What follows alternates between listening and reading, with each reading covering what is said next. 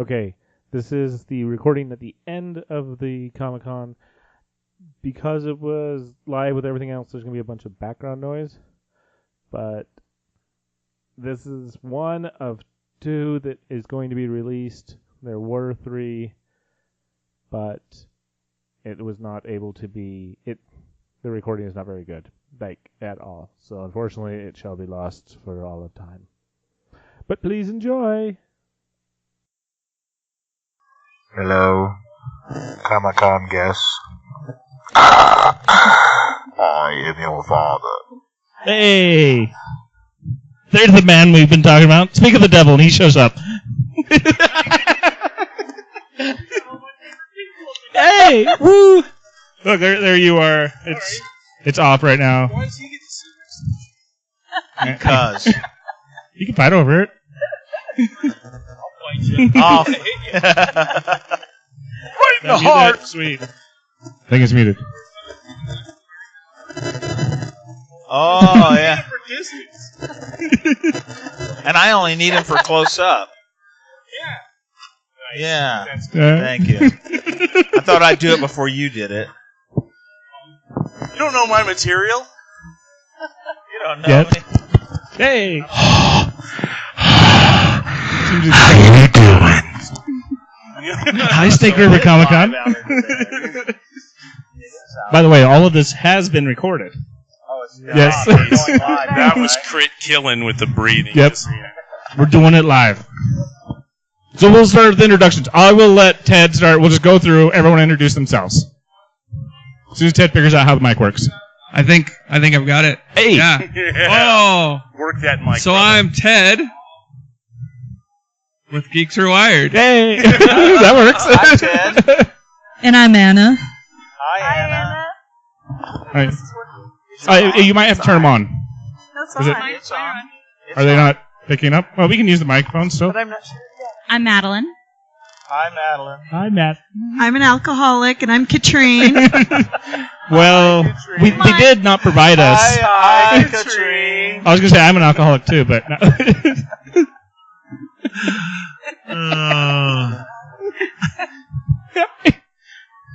Hi, I'm Crit. Hi,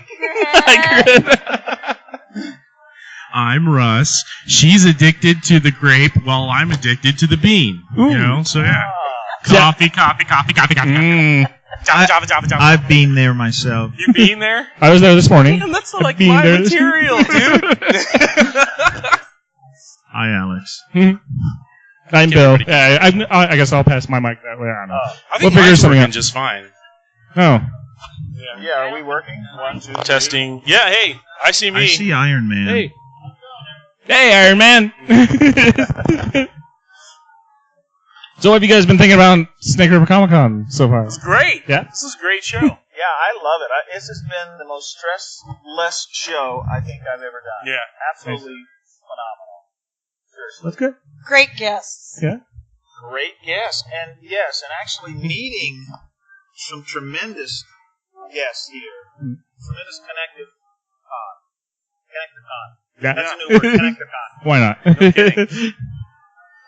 What? Just like a whole convention for networking, right? Exactly. Yeah. That's what they all are. Yeah. They're all meant to be Yeah. that. Yeah. This one's just been more successful, I think, than other ones that I've been. Of Would course, you agree, guys Russ? got stuck at definitely. the wrong table from the beginning. Actually, I think it was the correct table that we came to. Yeah. I'd like to know, Yeah. do we know of any pregnancies that have occurred since since the concert? Like, It was pre-con. Oh! In fact, it was pre-conceived. Oh. And pre-condom. Not pre-con. So it turns out Crit and I are Thank the you, king Katrine. of the dad jokes. You know? The kings of the dad jokes. Yes, and who would be with child?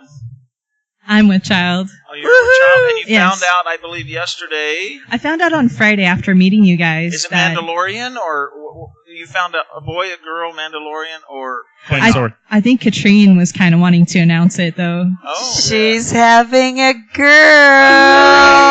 Congratulations! Yeah. Well, they both are. Now that you've outed her, now you guys are going to have to tell her parents because Crit's just ruined it. Oh no! Hey, hopefully your parents aren't. No, the listening. parents already knew. This is actually, I think, the first time the podcast people know, though. Oh, okay. We haven't said anything on the podcast. Well, congratulations. Yeah, Great. it's so great. So pretty exciting. Yeah. Were you involved at all, Ted, or is this Yeah, just you? well, so like most men, I did a little bit of work at front, and now I'm taking all the credit. Okay. So That's great. yeah, it's important to be involved. Yes. So yeah, I did that. Good. Well, it was a networking session then, I guess. It was, yeah. It's worked out. So, you had questions, though. Oh yeah, Yeah. yeah. I actually had a bunch of questions. I let Crit see ahead of time, and then we added That's some BS. panels on. Yeah, I know. Well, I'm a I horrible was surprised. person. I'm like, we're adding people. And the thing is I saw you this morning, and I could have given them to you then. Could have given it to me in my panel. And I'm just a horrible person. You really? I gave you that damn T-shirt. I know. I'm wearing your T-shirt. Yeah. So I think I gave right, away like right in the back. $500 worth of T-shirts this weekend. It was just like, Wow. And next they're time I'm bringing a cannon. They're really great T-shirts too. And what you may not know and what you can't see at home, listeners, but that the name of Russ's company is in the reflection in the lenses, so it's really, really cool. So if you do get a chance to get an effects design T-shirt, I think you really ought to take it. They're awesome. I mean, really. And Russ, I don't want you to feel obliged, but Crit did burn a hole in the I one know he he did. has, so he's kind of looking for another free I one. think I'm out of Yeah. Crit and Ice size now. Like, Triple extra large. So you're saying I got the last one? Ah. So I was going to ask, but apparently no now. We're on the mailing list. I'm Ah, on there you the go. mailing list. Yeah. Yeah.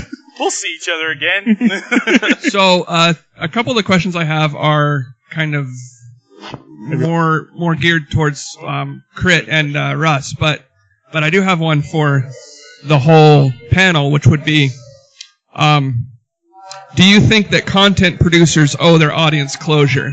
That is, if as an author I start a series, do I owe it to my audience to finish the series? I don't think it's from my personal point of view, as you as an artist that create a series, you are already all in, right? It's the network that puts it on that is responsible for they owe it to the fans to finish or to close it out, because they're the ones who ultimately make the decision whether it continues or right? You're going to continue. Obviously, you love the project, but the network and their sales issues are usually the problem. And I think a lot of people don't want to close things out because of the whole sequel thing. Right. That if something were to really take off or even have some kind of resurgence a couple of years later, if they have closed things out, then it's hard to It redo makes it that. difficult. Although one of the stories that I was telling you guys the other day, there's an actor named Glenn Morshower who everybody knows who he is, but no one knows his name. And he was killed off in the first Transformers, and he got a call saying, "Do you want to be in the second one?" And he said, "You realize, right, that you killed me off?" And they said, "Yeah, you're a great guy. We're going to change your name and change your rank, and you're back in now. Nobody will care." So I guess that you can have closure and then just start it all over And again. just continue. Right. Yes. Well, I mean, even like Harry Potter went all the way to the finish, and they're still making more Harry Potter movies. So I think with a fully developed world, there's always room for more stories to be told in that world. So Yeah, and I found it kind of interesting that actually film it's art, not just art, but it is art. It's analogous to that guy's painting or that guy's sculpture. And so when someone starts a painting traditionally or years ago or however it might be, or starts a sculpture, they did that as an expression of something that's inside of them. And film, other than the fact that it's so expensive and you have to collaborate so much and get things from other people to make it happen, it is truly an art form, and it would be the vision of, say, the director. And so I think initially we wanted to make films the way people wanted to paint. I want to explore this subject. I just want to do it on celluloid and now, of course, digital.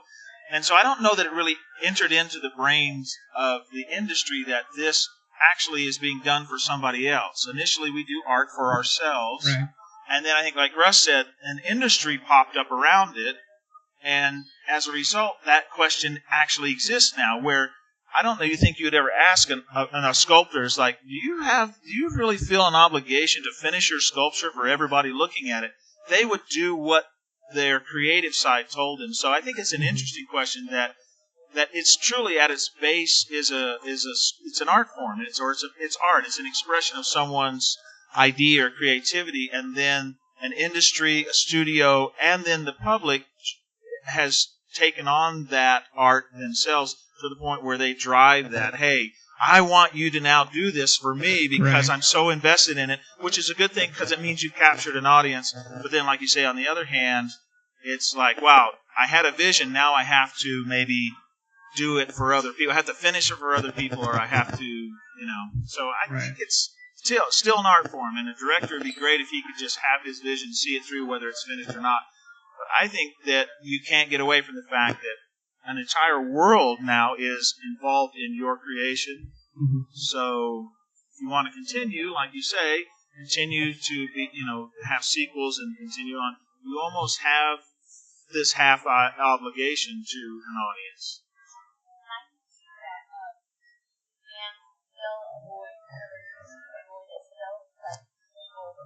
Fan fiction, through many different formats, their fan films or what have you, they will take it upon themselves to create whatever else they feel is needed. Yep. In that void, if they feel like there's something missing. Right.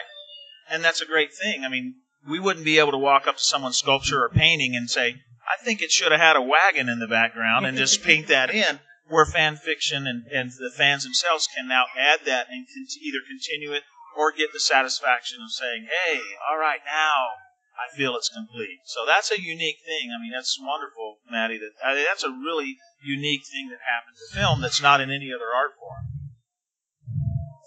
That's interesting. Thank you. It definitely gives more another point of view. We've had this discussion. We were talking about specifically in reference to George R.R. Martin and the Game of Thrones and all that, and how it seemed like he was never going to finish the series. But I mean, we've got the TV, but the HBO, but the book is not finished, and so it's interesting to see this from another angle. So the next question, and I think I can modify it for Katrine as well, but we'll start on this side over here with Russ. So how attached do you get to your creations, and how do you deal with them, like when they have to be destroyed, either for the project or when they get destroyed inadvertently some other way? It's hard. It really is. I mean, now if it's like, I don't know, if it's something that's non-creature, I can tend to divorce myself from it, but you still feel a little bit of, God, there was a lot of work that went into that, right? They blew up a little house I built or something like that. I mean, I've had films where they were shooting at zombies I had created and their heads had to explode, and I was like, I kind of like that guy, I mean, it's hard. It's part of the gig, It's hard to get rid of them, to be honest with you. Like, when I create something in the shop, I'm always like, okay, this one's really good. I'll just make something else for somebody else. They'll get the second one or whatever, I don't know. For me, it's hard to let go sometimes. I mean, but that's the job. You got to let go, give it up and let them do whatever they're going to do with it. And don't ask questions sometimes. You just, maybe you just don't want to know. It's just better not to know that what they're going to do with it. They just let it go out the door, and I just never want to think about it. Watch the movie later. Yeah, well, watch the movie later. And we were talking about this before with Bigfoot. I've got all those Bigfoot suits out, and I have to make them sign a waiver. Listen, I don't want to hear that you were out in the woods trying to hoax somebody, and your kid got shot or somebody got shot. And if it does happen, I am no longer liable. I mean, to me, it's kind of like it's a compliment that the guy got shot, right? It's a compliment that he got shot because it looked real enough for somebody to take a shot at it. But at the same time, you're like, I hope I don't get sued. Who shoots Bigfoot? You know what? I don't want to. You know what? People with guns, they shoot first, they ask questions later. Was it a real Bigfoot? I don't know, but I finally seen one. I'm going to take it out and I'm going to drag it out into the parking lot for everyone to see. Why would Bigfoot be behind Target? Why? So do you make photos, like a photo album of like your creations that you've done, that even if you happen to like turn it over to someone else? Oh yeah, every artist keeps a portfolio. We may not be allowed to, like some of us, but if it wasn't for certain people, I'm not going to say any names, certain people's portfolios, some of the history would have been lost. So Yeah, because it usually, I don't know if I've ever been on a set where they encourage you to take pictures while they're filming, but everybody did, even when we had big clunky cameras. And so it's amazing. I wouldn't have any of those pictures I've shown if I hadn't have, broken the law. It's not really a law as much as it's a studio. it's a contract, and they're made to be broken. Really, let's talk about that. Well, you didn't release it during the shooting. Right. It was after. It was Right. behind We the scenes didn't extras benefit in the DVD. we didn't benefit monetarily from it, but it has preserved a lot of things that we wouldn't have now. So that's been a good side effect of that. Yeah, you're just really preparing for the extras in the DVD. Exactly. They're going to ask for it. You're going, here you go. Exactly. You wanted it. Get permission and not forgiveness. And not permission. Yeah. So, Crit, I thought of this question specifically because there's a scene in Beetlejuice where Beetlejuice kicks over one of the trees on that model, and I'd heard that you made the town, right? Well, the whole the mock-up bunch of the us, town, yeah. And so him insulting your model, it's part of the script, whatever, but still he's kicking it over and he's like, nice effing model. Does that hurt? Yeah, does that? It's weird because it hurts in one respect, but it's such a magical process, and being able to be there and watch, and when you read and you know what's going to happen today, to watch it actually happen, it kind of hurts because you did make something that somebody broke, but I think the pride in the fact that you made it, and now this can take place, this scene takes place, this famous actor can do this thing, that actually, for me at least, overrides the little cringe of it busting, snapping, hearing the plastic go, because it's like sacrificing itself for this greater good, you know what I mean? And so it's like, well, how can this scene be accomplished? How can a director's going to show up today and the producer's going to be there, makeup, everybody's going to arrive to do this one thing that you enable them to do or not allow, but make possible for them to do. So that seems to override it. I think selling them or giving them away, like Russ said, that's more painful because they're like these little children because you hand sculpted them and everything or however you made it. But when it's in a scene like that, it's all of that's taking place because of you. So I think your pride or your excitement for being able to accomplish that overrides that little tinge of, man, he just busted it. So knowing ahead of time helps prepare you for it. Yeah, because I have and knowing shown that it's part of something bigger. Right, because I've shown up on set with something and then realized, no, they're going to torch it. And you're like, wait, what? You spend all this time and they're just going to break it or burn it, and then when you realize what they're going to do, you kind of come back to them. Okay, well, it's going to be even better because they get to do that. But in the same token, as most parents know, some kids just deserve to be sold, right? Not burned, but well burned, baby. I don't know. So, Katrine, this would be a two-part for you then.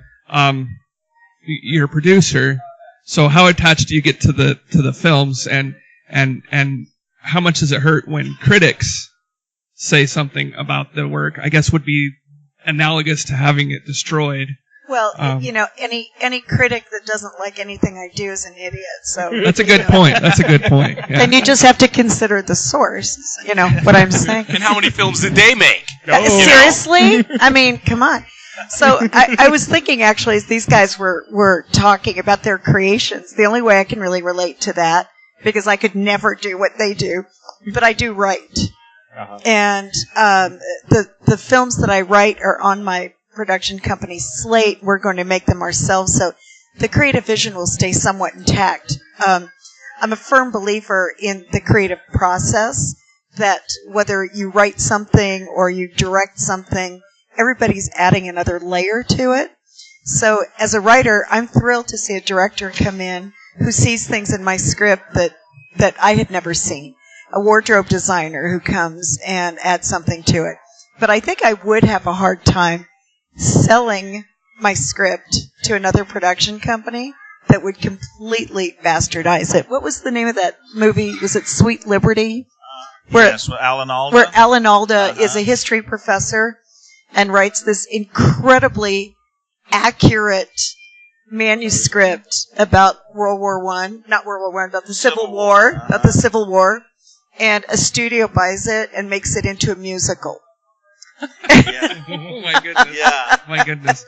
So on the flip side of the coin here, when you're a producer, you also direct, correct? I direct a little magazine TV show, but I Oh, don't consider okay. myself to be a Okay. director. So, but when you're in the producer, when you're in charge of a project where someone's just intricate creation is to be destroyed, do you have an emotional attachment there? Do you feel their take pain? great joy Yeah. in said destruction? Do you revel in the destruction of?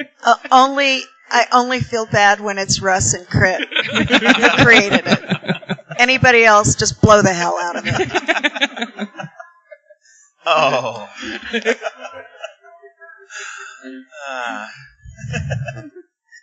So, do you have anything to, Maddie? Yeah, Madeline. Sorry. Do you have anything to add there? Okay. Okay. You never made something that somebody just destroyed and. Oh. Other than She's our young, give her souls. time. Yeah. She's young, give her time. Okay. She'll be like, yeah. Bright eye, bushy tail. Yes, okay. So, I think we can start on this side. What was your favorite project, and why? What made it the thing that was just your favorite? It's kind of like asking which is your favorite child, but. That's a really good question. You ask that question, and then it's like, what have I done? I don't know. Gosh, maybe I need to hear your answer first, Katrina, before jog my memory. That was a butt-kissing answer right there. Yeah, my Katrina and I's company, Lifetail Films, we some of our television shows, and everything we do, it's very life-affirming message and everything. And we have one of our shows is called Small Town, and we go into small towns across the country and just share stories, and go to birthday parties and just hear their life story and the town's history. And another one is a defining moment where we just have a sit-down one-on-one conversation between a teenager in the arts and a celebrity, and send that somehow in their field a little bit, and just have a conversation about life and their art and how it relates to their life. And it tends to be very moving. Yes. And the celebrities will say things to teenagers that they would never say to the press. Yes. And it's very gratifying just to sit on the set of that and just listen and absorb their message and their words of wisdom every time we do that. Yeah, that sounds like something that would make me cry. So I tear up easily. I was walking around the con here today, or no, this was on Friday, and just seeing all the creative people here and just the things that they're making with their hands, and I had to leave for a little bit and just kind of compose myself. So I was tearing up and everything, because it's just amazing. You don't know how many times I've made Russ cry just this weekend. We promise to keep that out of the public eye. Sorry. So, Katrina, your favorite project, and what was it? It is kind of hard to talk about a favorite project, because there have been elements of every project I've done that I've just adored. But I did have the great privilege of working on Golden Pond, and that was an amazing, amazing experience, because first of all, we were working with Mark Rydell, who had just won an Academy Award for directing The Rose, and he was the director on it. And, of course, we had Katharine Hepburn and Henry Fonda, and it was one of those films, as we were working on it, that we knew it was going to be a classic film, and that doesn't happen very often. And it was a joy to watch Mark Rydell direct, because Katharine Hepburn was an amazing actress, but she was not the easiest person on earth. And as far as she was concerned, there hadn't been a good director since John Huston. So even though Mark had just won an Academy Award, she would go on the set. She'd say, "So this is how we're going to do it. So Henry can come in from here, and let's run it." And Mark would just look at her and go, "Okay, let's run it." And they'd run it. Mark would go, "Okay, you got that out of your system? Now here's how we're really going to block it." So it was fun. That was an amazing production to be a part of. Sounds great. That and Blade Runner. And Blade Because Runner. here's what's really weird is I had just gotten here, literally, and I mentioned to somebody that my first movie was Blade Runner, and Crit was standing next to me, and he said, Wow. "Wow, my first movie was Blade Runner." And that's how this beautiful friendship began. Right. And then we found out yesterday in a panel, she decided to relate this story about a film she's working on now, and found out that we were both producers on the film, but it's a documentary or docudrama type thing, and so it's being filmed in multiple locations depending on where the people reside. And so we were producing at afar, but on the same film. So we started, 30-some years? Blade Runner, I believe, was 6 years ago. 6 years ago? But no, that was a re-release. Oh yeah, that's right. That was last year. Right. So we started however long ago on Blade Runner. 6 weeks ago. And then here we are, all this, just a few short weeks later, we're working on another film. Right, that's right. That's right. That's right. So we talk about networking. This has been so wonderful to meet Madeline, to meet Katrine, and just so many wonderful things. And I'm not making this up. About a week and a half ago, I actually thought, you know what? I have not watched On Golden Pond and actually analyzed it. And I sat down and watched it and analyzed it and ran it through this little system that I do. And now for you to say that again, my favorite film is On Golden Pond. It's like I just watched that movie a week and a half ago. So Blade Runner, can we say King Cohen, which is King Cohen? It's yes. doing the film festival circuit right now, and then On Golden Pond. Once again, we are united. Crit and I were actually separated at birth. Right. We might actually be the same person. I think so. I'm not sure. I just shaved my beard this morning. And he just shaved his head. And I haven't been a woman for a while, but I could be. So is this live? Well, it's live to the folks in the hall. Like to these people, but it'll be recorded. It's being recorded, so people get to play this back. Oh, Mo. Lots of editing. Yeah. So, all the evidence. So your favorite project then?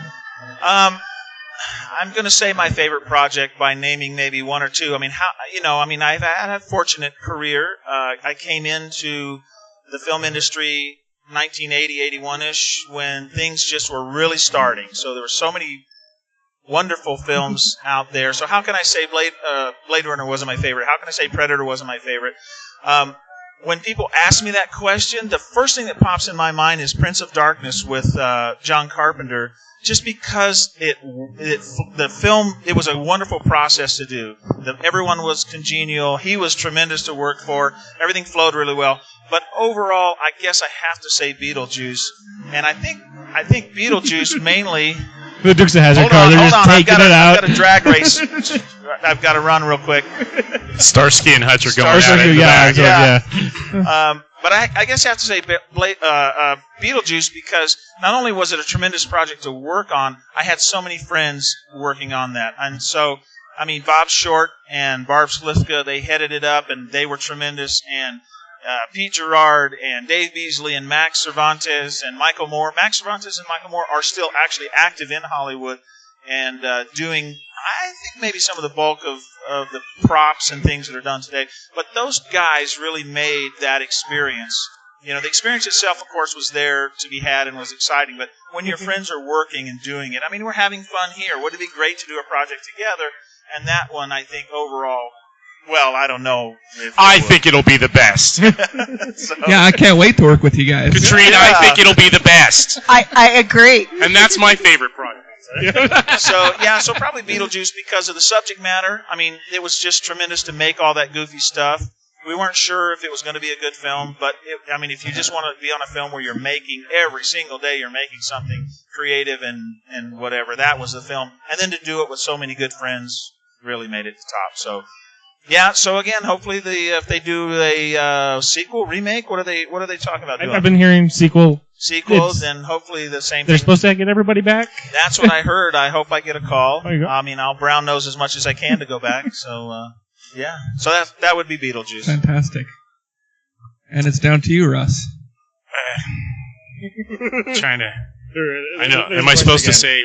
What film am I supposed to say? Okay. No. I think for me, my most fun project was probably the latest one, #Screamers, because I got to do something that I don't ever get to do, and most artists don't ever get to do. I got to create the villain, not just create him, but pull him out of the ether myself. Obviously clearing it with the director, who changed it at the last minute and made me do it again. But I mean, it was fun. It was because it was a team of people that I liked to work with, and it was. Tom Malloy was a great, he's a great guy. He's not dead or anything, but no, and he was a great guy. I finally got to work with him. We'd been friends for years, and but that character, I feel like I got to create the next Freddy Krueger. And I'm hoping that it becomes the next iconic, villain. But so for me, that would be the favorite, and I think it was a little bit of creative freedom, but at the same time, that's a terrifying aspect, of the filmmaking. If you're getting creative freedom, you're like, oh my god, I've got too much overload, dying, So yeah, because you can blame it on someone else if they say, look, this is what we want. We want horns. We want. Yeah, if we had a Red Predator, I mean, not that I've seen that, but yeah. So I've got 2 more questions. One that I hadn't put on here, but when all of us were hanging out on Thursday, got to put in my little Oz hanging out with movies. You can't quote any awesome of people. that. Yeah. No, I'm not going to quote anything. Most of us were drunk at the time. But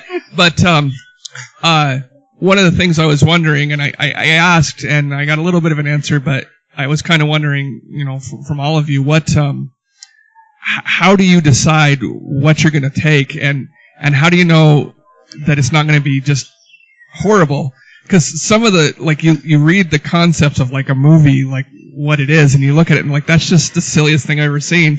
How can I be serious? Horrible? When the check doesn't clear. Yeah, they're all good when the check clears. I don't care what. Exactly. You really don't. I think that's the answer. Crit has the answer. Yeah. If it pays, you take it. I mean, I'm not in a position in my career to be just turning down gigs because I didn't like the script. You know what? I'll take what I could get.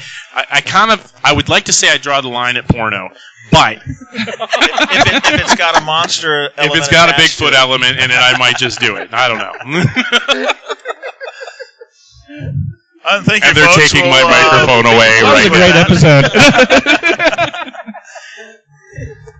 What do you think, Katrine? What is? How do you judge it? How do you, or how have you developed that? That's a good question. It is interesting. Obviously, the films that are done through our production company are films that have to resonate with us. If I'm going to spend 6-7 years with a project, living very close to it, it has to be something that I have a real passion for. I think that I've gotten to a point in life where it's a work for hire. If I'm just hired to do something, I think even more important than the content, because you understand when I'm producing something, or Crit's making something, or Russ is making something, they're doing their craft. It doesn't matter so much where it fits in to the context of the project. They are doing their craft. And when I'm working on a movie, no matter what it is, as far as the script is concerned, I'm still doing my job in the best way that I can, and that's producing it within budget. So for me, I think almost more than script, and as we said, the check clearing, is the people that are involved. I've just got, anymore, I won't deal with people that are jerks. There's no room for it. There's no time for it. And so I'm very concerned about the attitudes of the people that I work with and the ethics of the people I work with. If somebody is not ethical, I will not work with them. So that's kind of my bottom line.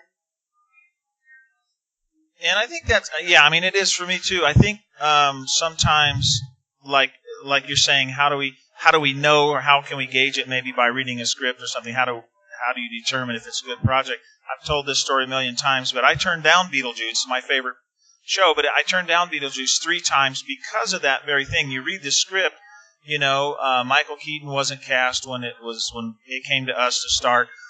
Tim Burton wasn't really Tim Burton at that time. I mean, what he had done, Frankenweenie and something, I don't know. But he was incredible, but he wasn't what we know him as of today.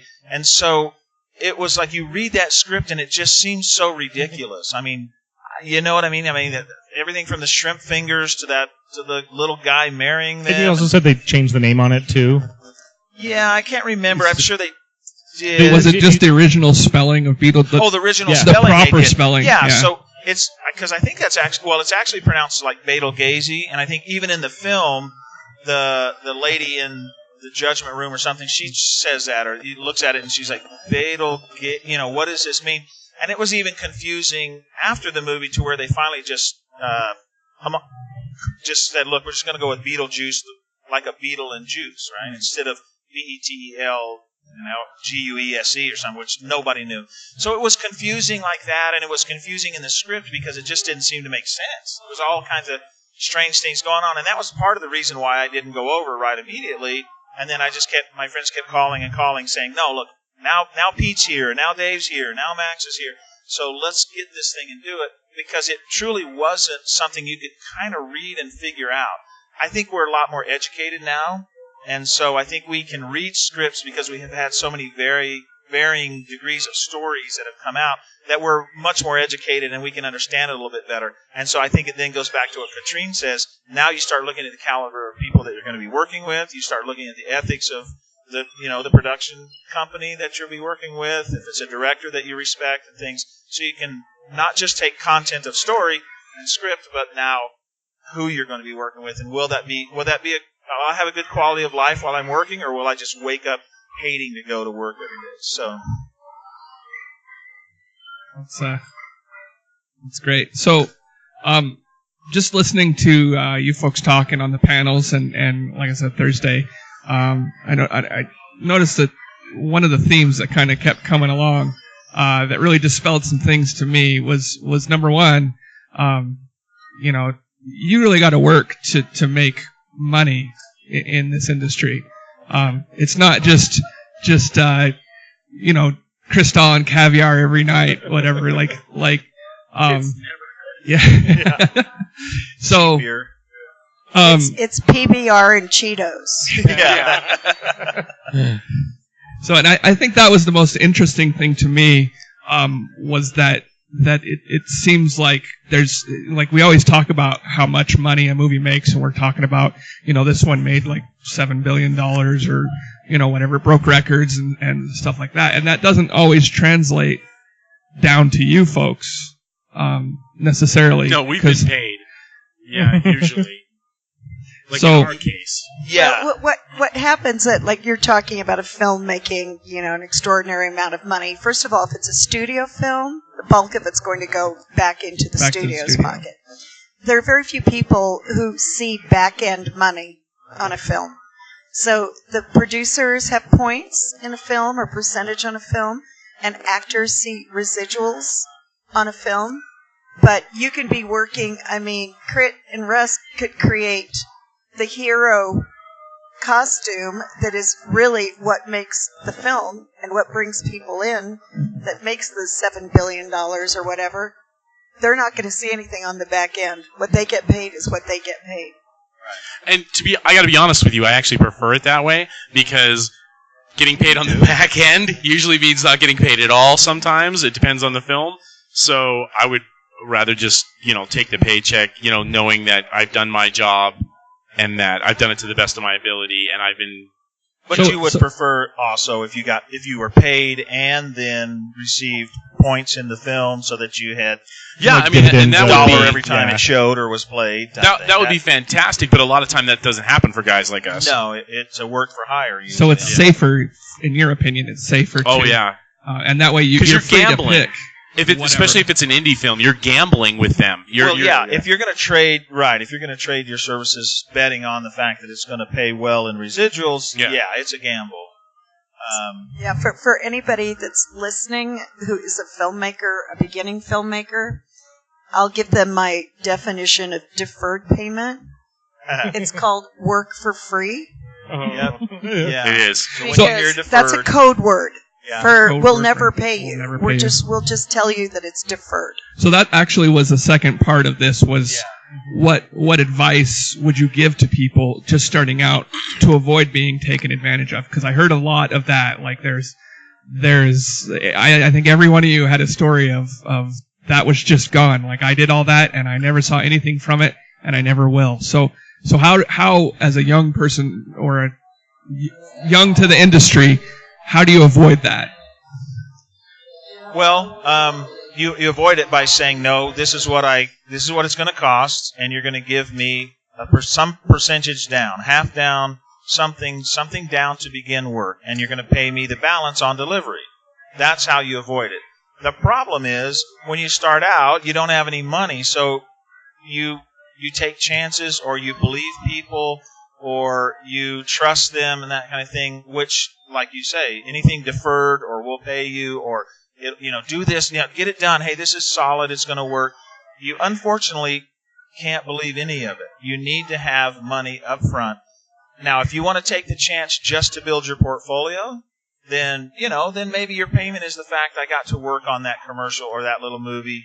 And yeah, I didn't get any money, but I did get to build my portfolio or an IMDb or my Facebook page or something. And so if you want to look at that as compensation, okay, great. But if you want to, I think that the real crux of your question, though, is about money and monetary gain from it so that you can live another day. And the only true way, correct me if I'm wrong, is to say, when they say, how much will it cost for you to do this for me, whatever it is, craft service, whatever, it's X amount, and I need this much up front. And if they aren't willing to play that game, then, you need to walk. You walk. Yeah. You walk. And it's a tough thing to do, but I can kind of look at it from both sides, being a producer. First of all, when I'm doing a project, because I do projects of various budgets, I'll approach anybody that I care about to do something on my film. I'll tell them the rate, because it may not be the rate that I know for sure that they make, but they also may not be able to make their mortgage that month. So I will always put it out to people and say, do you want to do this? I will never be offended if they say, I just really can't do it for that. But I will never be offended, but I will offer it. On the other hand, another thing that's very important, because you're only as good as your last film and your reputation from your last film. If you do agree to do something and you agree to the rate, don't complain about it. As long as you knew the rate going into it and the production company is holding up their end of the bargain, then there's no room to complain. It's easy to say no, just say no, you can't do it. Once you commit, you give 100% to your work, whether you're getting more than your quoted rate or whether you're getting far less than your quoted rate. Right, just correct it the next time. Don't complain about it. I mean, you guys all offered us. I mean, what did you get, Russ, for doing this show? $1,000?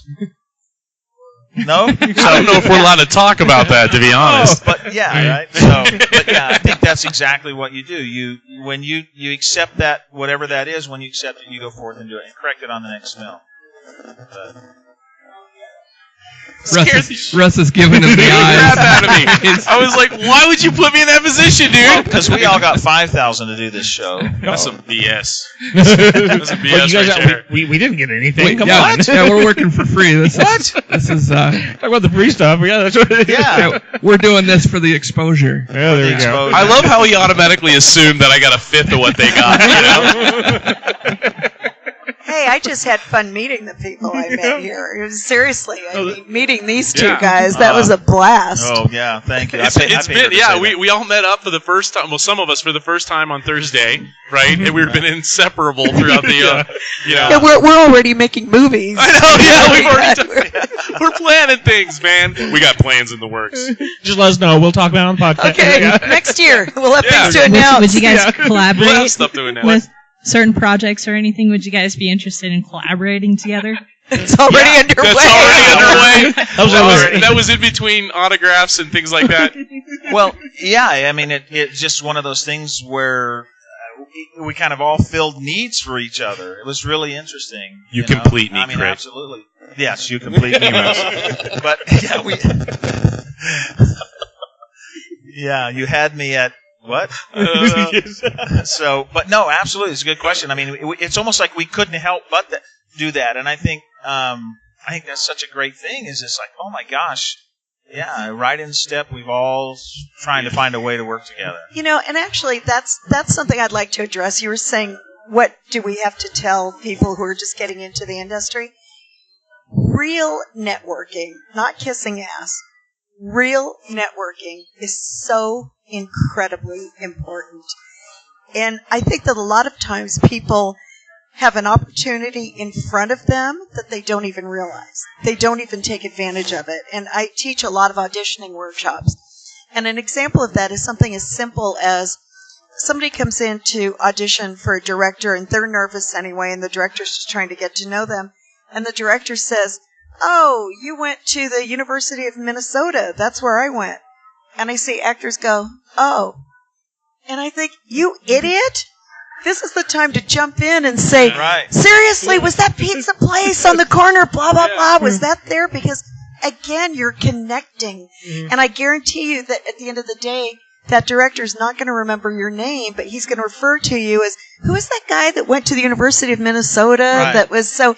Anytime that you can network, there's a big difference. We know when somebody's just kissing up to us, but if there's really an opportunity to network, I mean, like all of us, like I'm not kidding. We're already talking about collaborating on 2 projects. So, We're of the same sick mind. It's Oh, that's so frightening. But it is exactly what you said, Katrine. When I heard Blade Runner, we instantly we instantly connected. And then this project and that, and then you knew this person and I knew this person, and we, when I said someone that you knew, you were, oh yeah, and then you went on about it, and when you said someone, I'm like, oh yeah, I know, he punched me in the face once or something, and that continued. That was Russ. Oh, was that Russ? That's right.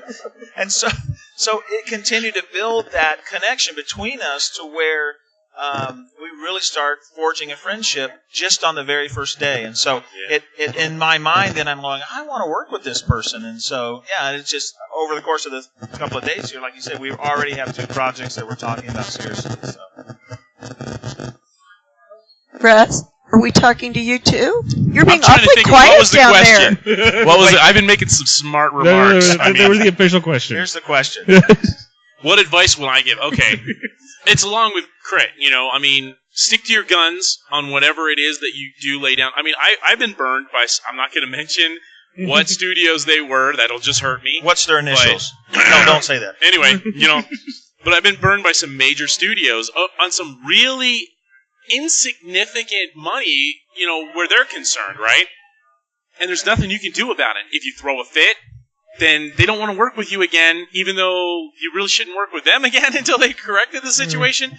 But you just gotta, it's part of the job sometimes. But you learn, okay, so this is my contract, these are my requirements, it's a 50% non-refundable deposit, and make it clear to them why it's non-refundable. And then I don't let anything leave my shop nothing leaves my shop unless it's 100% paid for. And there are 2 major studios that most people can thank for that. And if that's something they can't live with as a production company, I don't care if their needs are, hey, listen, we'll pay you, after we start shooting. No, because then I've lost the ability at that point to negotiate. I've given away my only leverage, and I know that I won't get paid. So... Well, and let me say this about the 50% down or a third down. If it's really a huge budget, you might break it up into fourths or something. Yeah. But if it's reasonable, it's a half down. And getting half down or money up front does 2 things. Number 1, it commits the person that's hiring you. They're committed because they've given money. So now they're in the game. They have skin in the game. So that they're going to not just disappear. Now you're committed as well. You've taken money. So legally you've taken money. Now you're obligated to do your half. So it really kind of is a check and balance. So the company has to trust that the money they gave you, you're not going to run away with. So, but also in that sense, they have skin in the game. You've taken money, which now legally you have to perform. It also means that usually that half down is going to be, the bulk of that's going to be materials, research, so that if the project does fall apart, you as an artist, you don't have 2 truckloads of wood sitting outside your shop or a whole bunch of plaster or whatever it is. That if they go away, at least the materials were paid for and you aren't out of pocket. Yeah. And so it does a couple of things that are actually really great. People get scared and go, oh my gosh, how am I going to ask for somebody to give me half of they want $20,000 to build this particular set or prop. How do I ask them for $10,000? Well, it really is a wonderful check and balance system that commits both sides legally to accomplishing this common goal. So it's not that scary. It's in their best interest to do so. And along those lines, in giving advice to people, right along what these guys are saying, when you are given terms verbally and they don't give it to you in writing and you ask for it in writing and they won't give it to you, they're not intending to follow through on their agreement. Mm-hmm. You are absolutely in the right to have something in writing, and you can't feel like a jerk or pussyfoot around asking for it because you're intimidated. You have to ask for it because that is the bottom line. Are they serious about doing what they have promised you? And if they are, then they have no problems giving you a deal memo. Right. So is it worth your time or in general to hold a grudge? So let's say that Studio A ripped you off for $3,000 the last time you worked with them, and they come to you. Is it worth it to say, I'll talk to you after you pay me for the last project I did? No, actually, I would just... the way I see it is it was an expensive learning experience, and it's best not to bring that back up. I mean, they don't even know. I mean, in some cases, you're such a small cog in such a bigger machine that if that cog were to pop out, it's not necessarily going to be noticed. And I hate to say that, but I mean, sometimes it's true. So all you're going to do is immediately put a bad taste in their mouth, and what you can do... I'm going to say it, but you just pad the bill if you need to. I'm going to pad it for the money that you owe me, but I'm not going to tell you about it. So when I give you a bid, I might have included that in there just to make sure I get it back. You don't want to bring it to their attention because, number one, those people probably don't even work there anymore. They weren't. That's what I was going to say. They change every 2 months. Exactly. Right. Well, and the industry, I mean, I want to say it's small in that sense. You can only burn so many bridges, and then there's nobody left to go to or to have come to you. But I've got to tell you, from a producer's standpoint, that goes both ways. Well, yeah. Because you guys are looking at from your standpoint, but a producer's the same way.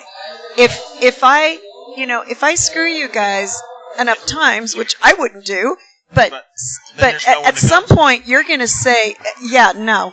Not going to work. I'm not going to do it again. So it does go both ways. It's very stupid. For and we a talk to producer each not other. to. I mean, special effects community is not as big as people think. Yeah. And we all sort of, in one way or another, we know each other. We know, people who know them, and we talk. And if you get burned, some of the best ways to get back at them is to sort of like, hey, listen, I don't think it would be such a good idea. We can wrap things up. Yeah. Actually, do you have any famous last words though, or anything?